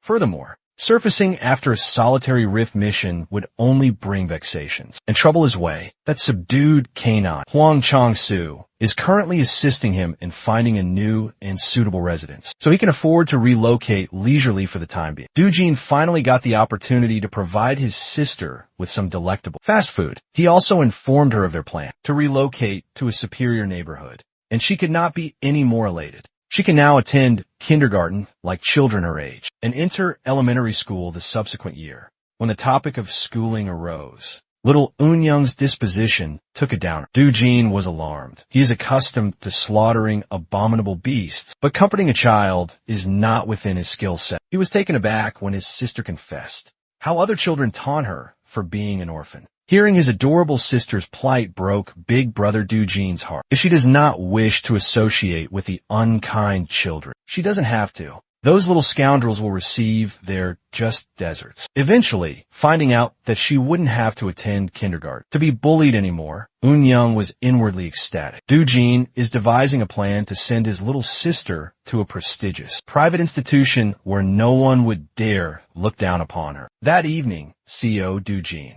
discovered that Kim Yun-gu had sheltered his grandmother and sister in some nondescript motel while he was confined within the rift. The bespectacled scoundrel nearly fractured his spine, attempting to apologize. He reasoned that the motel is under the management of their company, so it is more secure than any other location. Dujin lacks the energy to contend with underlings tonight, so he simply enters the room and beholds his grandmother once more. Little Eunyoung pounced on him with a fervent embrace, and Grandma clasped his hand with tears streaming from her eyes. She's simply overjoyed to see her grandson return alive. Initially, the hardened warrior was stunned, but once he felt the warmth emanating from his family, he accepted the love they held for him with a smile. Little Eun-young has taken a fancy to Whack Donald's, so they've been dining at that absolutely genuine establishment frequently. Today, she posed questions about Big Bro's occupation as a hero. When asked if she appreciates having a hero for a brother, Eun-young nonchalantly replied that she does not. While it is admirable that heroes are strong and impressive, they are also perpetually in peril when confronting terrifying monsters. Sometimes they even perish, and little Eun-young simply desires her brother to live with Grandma and herself for a very long time. Doo-jin had become so accustomed to mindless carnage. Having someone concerned about his well-being is quite a novel sensation for him. In the harsh realm of the past, he was the last human survivor. He fought monsters and creatures beyond your wildest imaginings. In the process, he forfeited numerous things. Now that he's been granted a second opportunity in a different world, something incredibly precious has appeared by his side. Feelings he had long forgotten are resurfacing. In this world, perhaps he can live contentedly. Perhaps he can just lead a tranquil existence filled with joy and affection. While he was experiencing warm and fuzzy emotions internally, Korea's Hero Association was in utter disarray. Tae Hwang, founder of the Korea Hero Association and director of the World Hero Federation, has been stressing over the recent rift incident or the absence thereof. Their most capable personnel have investigated the site, but no new intelligence has been uncovered. Feeling clueless about the state of his territory is frustrating the founder. It's not implausible to believe that a spontaneously disappearing rift can potentially reappear at any given moment. His aide attempted to concur with his anxieties. She opined it would have been preferable if a wave had occurred. At least they wouldn't have to fret about unknown variables. Director Tae Hwang interjects before his anger escalates further. While he is concerned about uncertainties, he believes it is fortunate that no one was harmed. Tae Hwang is among the top 100. Esteemed and most formidable heroes globally. It is widely conjectured that he would effortlessly be elected with the most votes in history if he vied for the presidency. His pronouncements and influence could readily topple domestic conglomerates if he so desired. Fortunately, his interests lie neither in the authority of a nation's leader nor the affluence of a conglomerate. The sole thing he cares about is the safety of his populace. In other words, he's a genuine individual. Even if it requires time, he desires a more exhaustive investigation encompassing the rift's periphery. The residents around the nearby vicinity have already consented to sell their properties to the association, so that shouldn't pose a problem. As a conciliatory gesture, Tae Hwang wishes to offer those individuals more than a market valuation for their homes. That's the least they could do after causing such inconvenience. All dependable sources have relayed that multiple rifts have manifested in different nations. Regardless of how one perceives it, something must be transpiring. The United States and China have already entered the containment phases of their rifts. Among major nations, the United Kingdom is confronting the most significant predicament. While reliable and veteran heroes have been dispatched to resolve the other rifts, the United Kingdom contingent was simply utterly incompetent. Speaking of them, the month-long mission to eliminate the UK rift has finally disintegrated. In a conspicuous defeat, the UK rift wave occurrence has officially commenced. The city and its inhabitants are proceeding with their day, as they typically would. Amongst the throng was Co. Doo-jin, blending in with the pedestrians. Today, his destination is his preferred establishment in the hero complex. When he entered the doorway, the individual manning the counter greeted him by reflex, but faltered upon seeing his countenance. Every follicle of hair on his body stood erect in terror upon beholding the black-haired young man. Today, his manager is present in the store, so he won't have to contend with this sadistic patron alone. The manager promptly closed the document he was perusing and lifted his gaze. His voice was measured, but was tinged with ire. This is the individual who has been coercing his compliant cashier into purchasing inferior-grade crystals. Doo-jin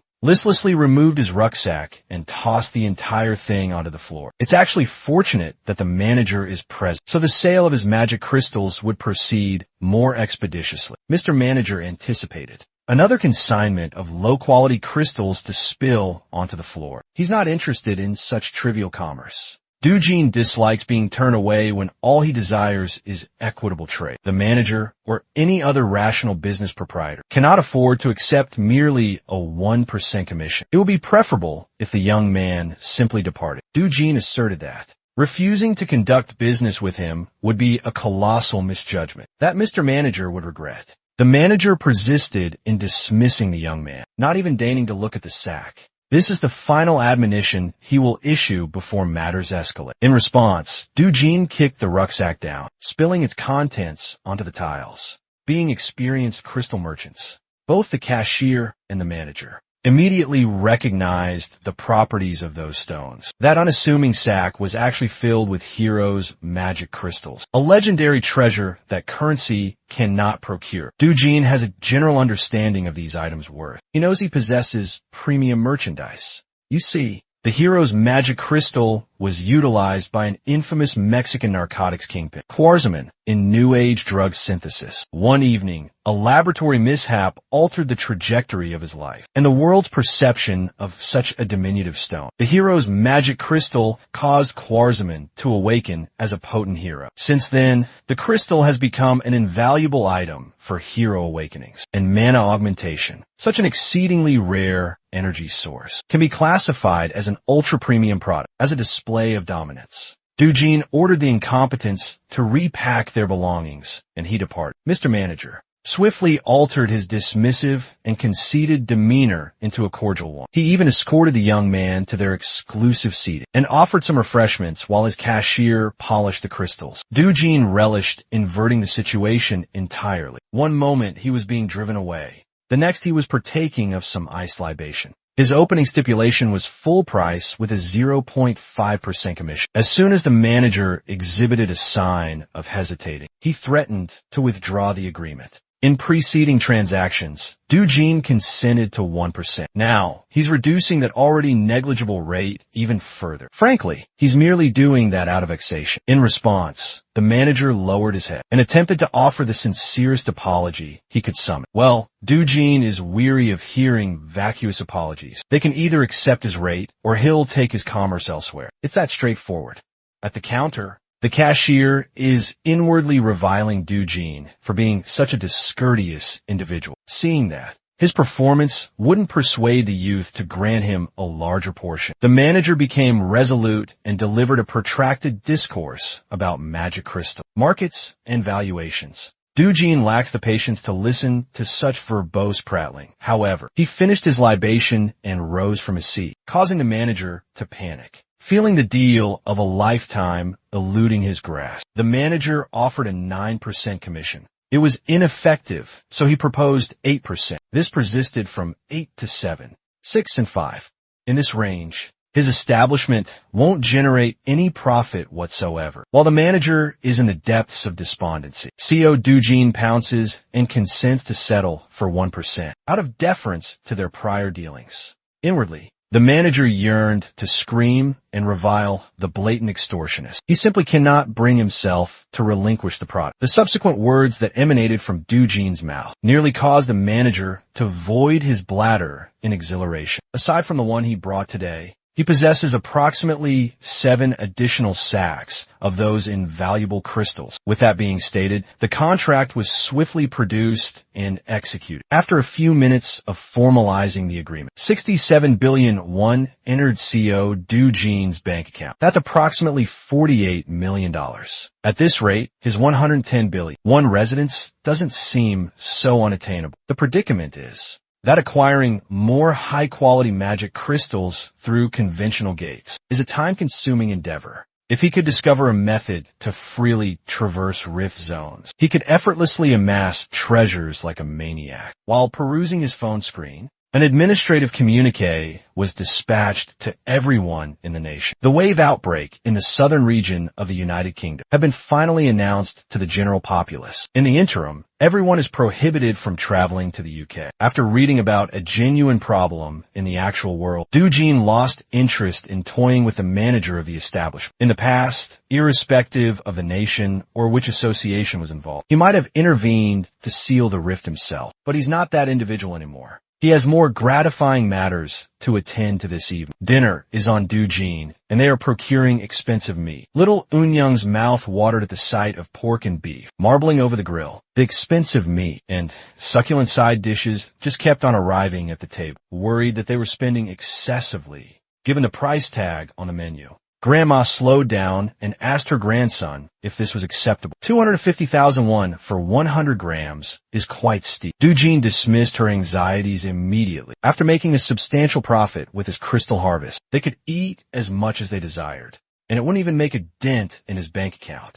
Unyoung's first bite made her fall in love with the taste of the wildly luxurious beef. Dujin continued adding more and more to the grill as Grandma watched in apprehension. Heavens, there's another package of fresh ribs, prime ribeye, strip loin, and skirt meat arriving at the table soon. At this juncture, the scale is simply preposterous. How could 2.5 individuals even finish that much sustenance? Well, Grandma is underestimating the appetite of a protagonist. To dispel her anxieties, little Unyoung convinced Grandma to sample the expensive fare. Unable to refuse the offer of her sweet granddaughter, Grandma yielded. One bite of that expensive meat was all it took for all her worries to dissipate into nothingness. Afterward, the happy family savored their extravagant repast, filled with smiles and merriment. Unbeknownst to Dujin, an attention-grabbing young woman just entered the restaurant. The necks of the other patrons nearly snapped wherever she passed by. The woman made a direct course towards Seo Dujin and decisively captured his attention. She merely wished to converse with him for a moment. Nothing more, nothing less. Before she could elaborate on her purpose, Dujin interjected for interrupting his family's repast. If she desires to say something to him, she should return when the blasted meal is concluded. Hyun Ji-yun produced the name card, hoping that the young man would alter his tone. Upon recognizing her name, much to her chagrin, Dujin just continued grilling and consuming meat, disregarding her presence entirely. And so, the renowned S-rank hunter swallowed her pride and patiently sat in the restaurant's waiting area. With a celebrity like her seated within normal people's proximity, she naturally became the focal point of attention. Men and women kept surreptitiously glancing at the woman, standing at the zenith of heroism. She's not only fourth in the national rankings for S-class heroes, but most individuals would also even place her within the top 10 most beautiful heroes in the world list. Every civilian around was pondering the same query in their minds. Who on earth is making Hyun Ji-yun wait? Ignoring the conspicuous whispers around her, Ji-yun recalled the brief interaction she had just a few moments prior. As far as she is aware, Seo Dujin entered his first gate 2 months ago. He emerged alive and is now under suspicion of having become awakened. He was widely believed to have perished in the recent Mapo Rift incident, but here he is, alive and dining with his family. Aside from all the details that don't appear to cohere, a single sharp glance from the young man had an S-ranker like Ji-yun on edge. A newly awakened individual cannot possibly attain S-rank in under 2 months, correct? Even the oil magnate Kafmore, who expended his fortune on magic stones, took approximately 5 months to reach the pinnacle, rationalizing what she perceived. Ju-yun reckoned that Dujin must possess some kind of unknown, special capability. Finally, Dujin, Granjma, and little Unyoung have sated themselves, their bellies full, and their spirits uplifted. Near the Ju-yun walked over to finally have a conversation with the enigmatic young man. Before she could open her mouth to speak, another party sauntered into the restaurant with an air of condescension. Dujin's eyes turned sharper than usual at the sight of the man. This contemptible-looking scoundrel did not expect to see Seo Dujin alive and well after their excursion in one of the deadly gates. The maniac Kong Chil-woo. He's actually quite amused by Dujin's cockroach-like tenacity. Even Ji-yun seemed to recognize the troublemaker in a single glance. In the middle of the restaurant, tensions escalated as silence permeated the atmosphere. Dujin chose to disregard the scoundrel's superficial insults and beckoned Ji-yun over. Chil-woo was taken aback to see an S-rank hero conversing with the cockroach. Dujin requested that she look after his family for a brief period. All she has to do is hail a taxi so they can depart and return home. It would be more convenient if they were far away, while he collects an overdue debt with a cur. Thankfully, Hyun Ji-yun is a very sensible young woman. She did what Dujin asked and assured Grandma and the little girl that everything would be all right. She waved at them goodbye, but their concern was palpable. Ju-yun awkwardly stood there as the taxi departed. As soon as they sped away from the restaurant, a resounding and crisp sound of slap echoed inside the establishment. With his loved ones out of the picture, Do-jin can finally drop the family-friendly demeanor and strike a miscreant. He moved so swiftly that Chil-woo did not even perceive his swing. He only felt the stinging pain in his cheek, embarrassed by such a mortifying assault. The servers endeavored to de-escalate the altercation, apprehensive that the awakened individuals might demolish the entire establishment if the confrontation intensified further. Her sensible plea was met with irrational aggression. Fortunately, she wasn't excessively harmed. CEO Do-jun calmly instructed everyone to evacuate and clear the premises for their own well-being. Chil-woo is remarkably easy to provoke. He's a brawny imbecile who can't even concoct decent taunts. For that, he was penalized with another blow to the face. He was utterly blindsided, feeling a fist make contact with his cranium. Kang Chil-woo is the scoundrel who can find the original CEO Do-jin within a gate, abandoning him to perish. Even though he wasn't the one personally wronged, our protagonist still harbors profound animosity for this despicable individual, and he desires to confront Chil-woo.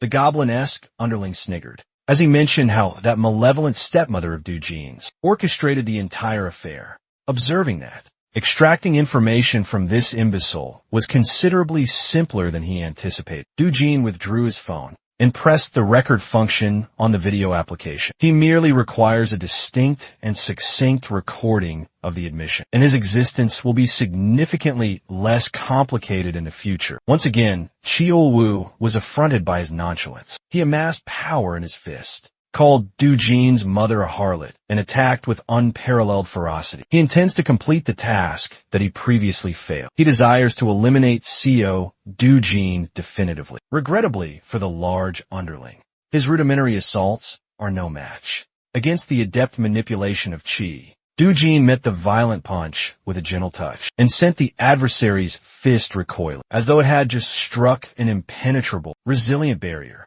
Kang Chil-woo had never encountered anything like this before. Ordinarily, he would simply employ brute force to overcome any and all obstacles, to eliminate. Now, it appears he's confronting someone far beyond what he can apprehend. With his diminutive intellect, suddenly he was dislodged from his footing. Do-jun followed his body's trajectory, like a predator toying with its quarry. Sounds of fists fracturing a cranium echoed throughout the establishment, as the server from earlier exerted her utmost effort to contact the constabulary. Before she could press the call initiator, a delicate hand removed the phone. With a radiant smile, Hyun-ji-yun assured the server that she would manage everything, so there was no necessity to involve the authorities. The server was simply relieved to see a comforting visage amidst her emotional distress. Slaps, scratches, and punches landed ubiquitously on Kang Chil-woo's physique, affording him no opportunity to regain his breath. As far as Ju-yun is aware, this degenerate is a B-rank hero. With that classification, there are not many individuals who could pummel him so helplessly. Based on this thrashing, Do-jin might be categorized as an A-rank. Well, even if that's accurate, the confrontation still appears somewhat excessively one-sided. Before matters could deteriorate any further, Hyun-ji-yun carefully beckoned Do-jin to pause for a moment. She's simply concerned that Kang Chil-woo might perish if the beating persists for a longer duration. Deciding to heed her words, he dropped the goblin underling's unresponsive body to the ground and wiped his hands. Observing that there's clearly some animosity between the two, Ju-yun inquired of the young man how much he knows about Kang Chil-woo. Do-jin might not possess the complete picture, but he knows enough about the scoundrel to exact retribution. Hyun-ju-yun cautioned him that this piece of refuse, Kang Chil-woo, is connected to Kang Yong-pyo, an S-rank hero. Well, Do-jin already knew that fact, and he perceived no predicaments. Ju-yun had never encountered anyone so audacious and irrational. This fellow doesn't even care about whatever repercussions he might face at the hands of an S-ranker. Hyun-ju-yeon elaborated. that Kang Yongpyo is exceptionally protective of his wayward cousin. This restaurant incident will undoubtedly reach the ears of that formidable individual. When that transpires, ichor will be spilled. Doojin scoffed at Ju-Yun's anxieties. He's the last person who would be apprehensive of some prominent S-ranker, more than the predicaments for the future. He's more vexed by the fact that Ju-Yun possesses so much knowledge about his life. Now that the goblin underling is incapacitated, Doojin's enmity has transferred to the meddlesome S-ranker. Face to face, the feral young man stared her down. Hyun Ji-yun was not a compliant individual by any means. She won't capitulate from a mere intimidating eye contact. Changing the subject, she apologized for the abrupt visit and brought up her purpose. She was simply requested by her uncle to come by and converse. After she discovered the sack of heroes, magic crystals he sold off, Ju-Yun desired to acquire the remainder. She is willing to purchase every piece he possesses, irrespective of the price. Doojin cautioned her that it won't be inexpensive. He has numerous valuable treasures stockpiled. After all,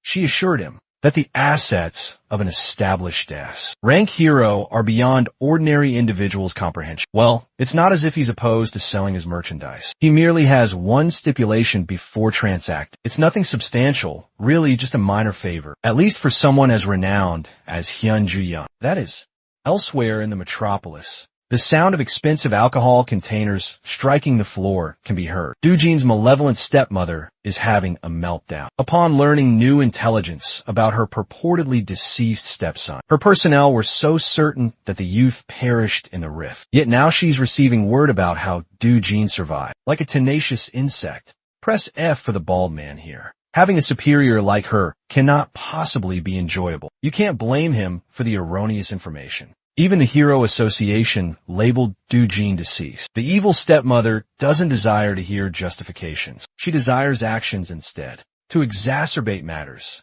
They just received intelligence about Kang Chul-woo's defeat at the hands of Doojin. At this juncture, it's safe to presume that CO Doojin already knows who is genuinely responsible for his attempted assassination. Hearing that she might be implicated, the evil stepmother gulped in terror. She's not apprehensive of Doojin. She's more concerned about the inconvenience it will cause. When her father or spouse discovers her dealings, she can conceal everything. But if word disseminates to the media, the group's stock valuation will plummet. So she ordered her personnel to intercept the media. If they bungle it, T Group and W Group will undoubtedly sever all agreements and advertisements. Primarily, and most importantly, the constabulary must also be on their payroll. In that regard, the evil stepmother's personnel have already mobilized to cover all contingencies, knowing that they possess a modicum of competence, alleviated some pressure from her shoulders. Ball director Lee then whispered that, irrespective of how many cover-up operations they perform, what they are doing is not a fundamental resolution to the actual problem. On that note, the ball director might possess a plan that can put an end to this vexation. They merely have to utilize Kang Chul-woo's cousin, the infamous Kang Yongpyo. Even someone like the stepmother here is aware of the S-ranker. Kang Chul-woo might be notorious as refuse in the world of heroes, but everyone knows how close he is to his formidable cousin. In reality, Kang Chul-woo is merely a pawn, performing all sorts of illicit tasks under his cousin's directives. They are both mentally deranged. If Chul-woo gets apprehended by the constabulary and besmirched by the media, it won't reflect well on the S-rank hero either. In fact, he has already taken action to address this public relations catastrophe. The evil stepmother made up her mind. She desires to meet with Kang Yongpyo as soon as feasible. In addition, that cur, Huang Chang-soo of HCS Capital, has flagrantly allied with the adversary. He's looking after Doojin's family. Now, for that, the stepmother desires a prosecutor on the phone within a minute. Those who desert her faction must pay the price in its entirety. The very subsequent day, we follow a contingent of heroes entering one of the 37 rift zones in Korea. Among those rift zones, 5 zones are being converted into secure gates. The remainder can only be assessed by heroes affiliated with hero associations, with synchronized schedules. Today, Miss Hyun Ju-Yun is leading a team herself. With her S-rank credential, she possesses virtually unrestricted access at any gate. Among the diverse throng of heroes, equipped with elaborate accoutrements and weaponry, stood a young man attired in a dilapidated hoodie.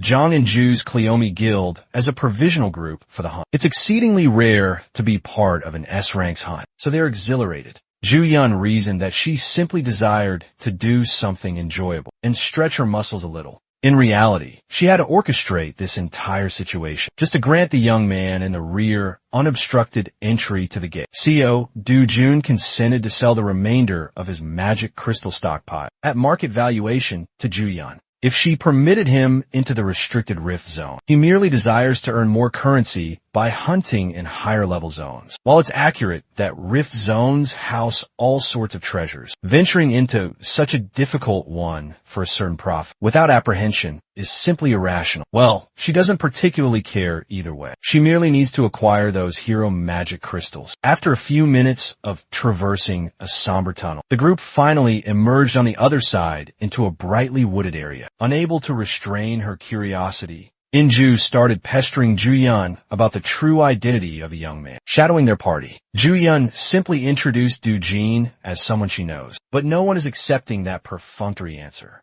Inju speculated that he might be Queen Zhu Yun's paramour. Weary of all the buzzing, she provided Inju a partial truth and confessed that the young man was present because she owed him a favor. It's not every day an S-rank hero owes someone. While the party was lost in their respective conversations, a colossal shadow obscured the sun from above. Everybody turned their gazes to the heavens and beheld the beast. Being an A-rank guild, the Cleome heroes instantly responded by drawing their weaponry and assuming their respective positions. The initial encounter was none other than the fearsome cockatrices. Like the expert raider that she is, Zhu Yun took command and barked clear and concise directives. Jinju and Du Yun are in charge of defense, while Songho aims for the legs. Before she could finish assigning everyone their roles, a figure blurred as he shot past everyone. With a single impactful leap, he closed the aerial distance between himself and the flying beast. CO Du Jun disregarded the lengthy group plans and leaped for a one-on-one with the avian creature. The Cleome heroes were agape. They had never witnessed someone so audacious.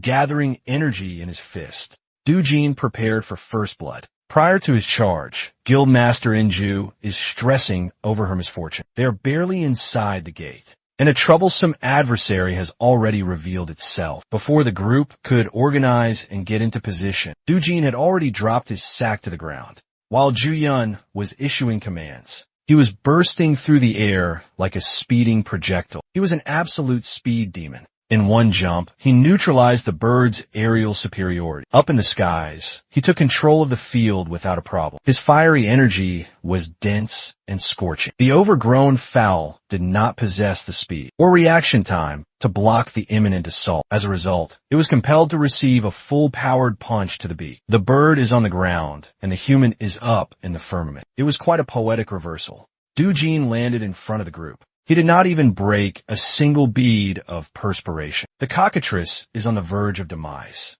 the mark of his fist visible on the side of its face. The Cleome Guild personnel stood dumbfounded alongside their S-rank escort. They bore witness to the brutality of what transpired next. Du Jin lifted his leg and commenced stomping on the bird's head until it was reduced to a pulpy mass. It might appear excessive, but eliminating a cockatrice requires considerable force. With every stomp and kick, the sound of skull fracturing and ichor spurting mortified the group. Now, Inju is genuinely curious as to that man's identity. In all honesty, Zhu Yun wasn't entirely certain herself. All she knows is that CO Du Jin is an exceptionally formidable human. Well, calling him simply strong is a colossal understatement. There are only a select few heroes who can accomplish what Du Jin just performed. Eliminating a cockatrice in a single blow is no ordinary achievement. Zhu Yun downplayed the feat by mentioning her sister. That woman belongs to that elite roster of outstanding heroes. Still, Inju can't just dismiss the fact that a concealed powerhouse is among them. She observed the entire sequence and was in awe the entire time. Zhu Yun took note of the young man's monstrous power and decisiveness, her curiosity intensifying. She turned to Inju with an impromptu alteration of plans. For now, she desires to proceed to the center with Du Jin, leaving the remainder of the group on the periphery.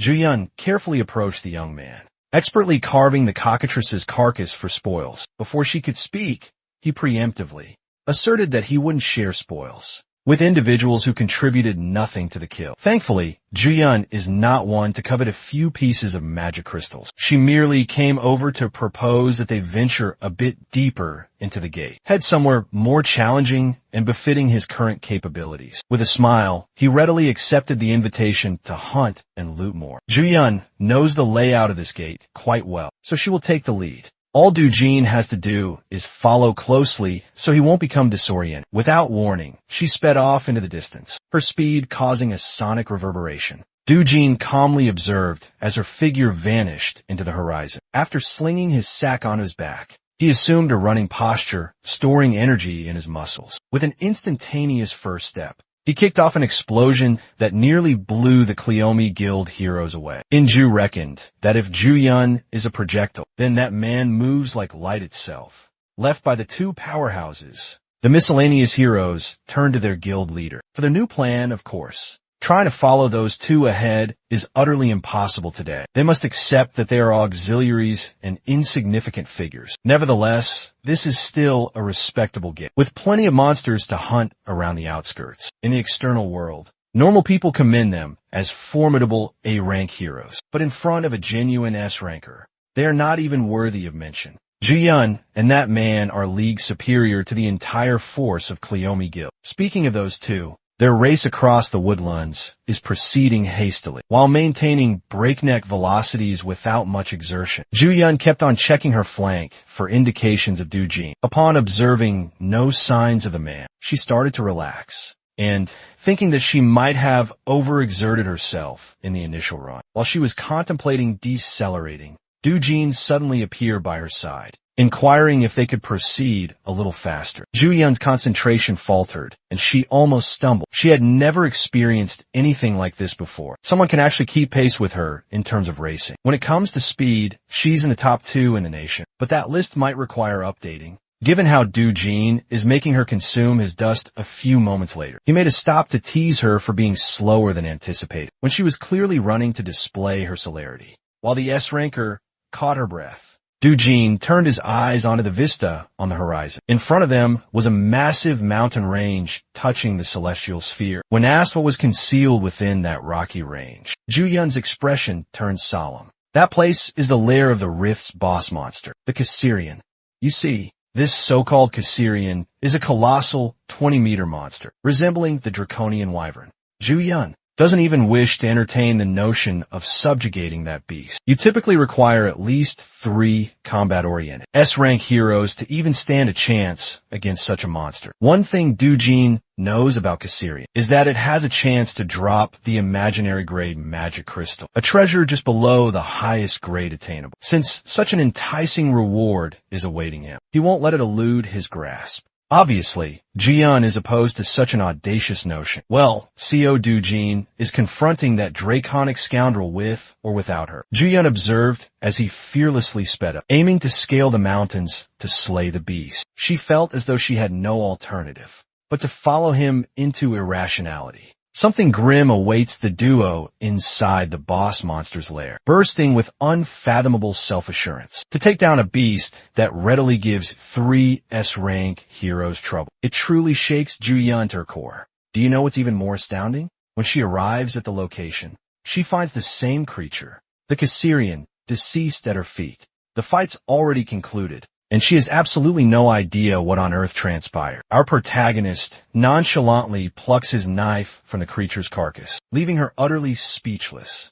Ju-Hyun reflects her astonishment. The creature he just dispatched isn't just any boss monster. On that note, she discusses a prominent hero known as Park Hae-il, who cultivated a reputation for hunting down monsters like the Caesarians. Though he's an S-rank himself, the first time he went to hunt down the Caesarian, he was cautious enough to take 30 A-rank heroes along with him. And yet, even with all those precautions, the A-rank heroes didn't meet the standard, and were all slaughtered in the attempt. Park Hae-il was the only known survivor of the group, who clung to the precipice of his life by the end of the boss fight. From that moment onward, the man decided to rematch with the same monster. Only this time, he was armed with 1 more S-rank and 100 A-rank heroes behind him. It's practically a small army at that point. The fight was brutal. They focused on piercing the creature's wings and negating its flight. The Caesarian of that era was then overwhelmed by a barrage of attacks from the heroes. This actually reminds me of the whole 100 men versus 1 gorilla debate that has been circulating lately.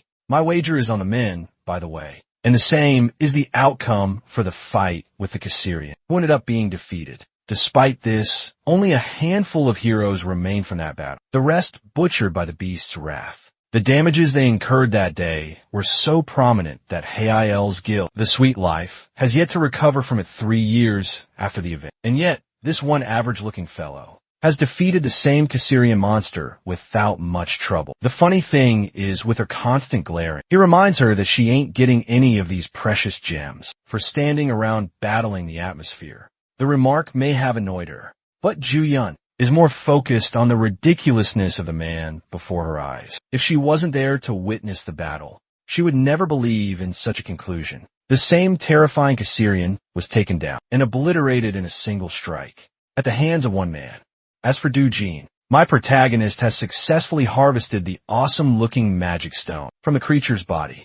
He stares at it and tells her that he no longer cares about having an escort to guide him from this point onward. He's fine on his own. He also declines taking the rest of the valuables obtained from the dragon's body, such as its claws and teeth, showing little to no regard for them. He turns back to reject her, plainly leaving the S-ranker stunned for life. Instead, he'd rather focus his energy on collecting the monster crystals. He even goes as far as to allow her to keep all of those valuables to herself as a form of remuneration. Ju-yun takes a look at the creature for a moment and reaches the conclusion that she also doesn't require anything from the beast.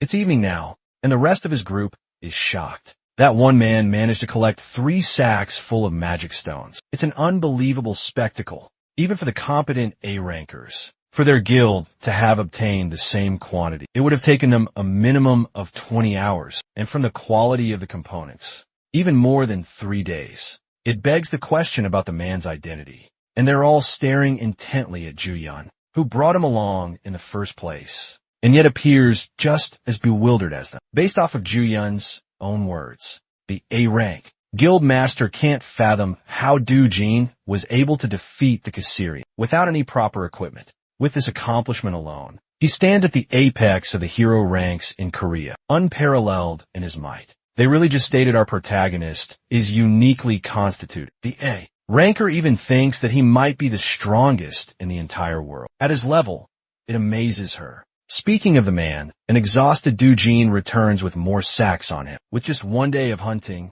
he's already collected so much material. At this juncture, the group is starting to think that no one will believe them if they reported this to the external world. Du-jin's godlike power is the definition of insanity to accept. Speaking of which, they're explicitly told not to drop a word of what happened here today. In the external world, something they have to ultimately accept. The gorgeous S-ranker walks up to our protagonist and discusses a multitude of things. From a distance, it appears as if they're a couple engaged in flirtatious banter, but that's only in the perception of their group mates. I suppose they're attempting to convince themselves that this is the genesis of a romantic pairing. They also think that he's the only man in the world who appears to be a proper match for Ju-yun, especially considering their monstrous strength. The funny thing is how the A-rank guildmaster quickly realizes that these individuals aren't the perfect couple she envisioned them to be. Instead, it seems as if they're having a disagreement from the looks on their faces. She can't believe that there's a man in the world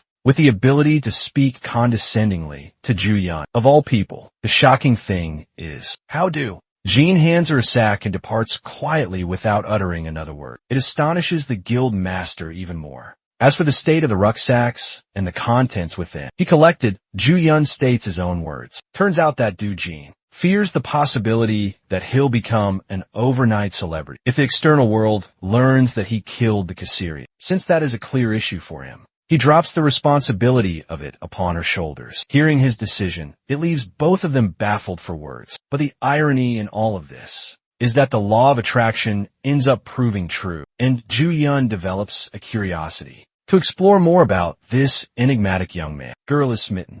Over to a different location. We get to explore more about the famous S-ranker mentioned earlier as Yahello. He's out here going full beast mode on his punching apparatus. His aide is in awe of his training, because it seems as if he's bursting out in fury As mentioned before, he's the guild master of Sweet Life. The aide helps him calm down, reminding him that a little bit of forbearance will help him go a long way. In these difficult times, even the guild master concurs with that notion, believing that those who underestimate him will eventually suffer his retribution.